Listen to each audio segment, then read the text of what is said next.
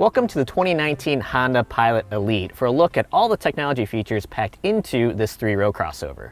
For 2019, a new display audio system with a crisp-looking 8-inch touchscreen handles infotainment. It's responsive to commands and quick to page between the various menu screens, which themselves are intuitive to work through.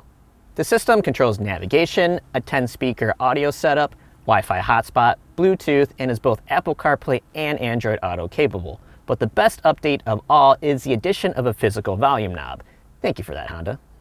To prevent the kids in back from annoying each other, the Elite comes standard with an entertainment center that itself has been updated for 2019 with a larger 10.2-inch screen. Since the Pilot is a big crossover inside, it may be difficult for people seated up front to speak to someone that's in the third row when driving. To solve that, Honda has come up with a cabin talk feature that allows the people in the front to be heard over the speakers or the rear entertainment system's wireless headphones. To power up things like phones and tablets, there's a ton of charge options inside of the Pilot. Up front, there's a wireless charge pad, 2 USB ports, and 2 12-volt outlets, while people in back also have 2 USB ports and a 2-prong power outlet on the back of the center console.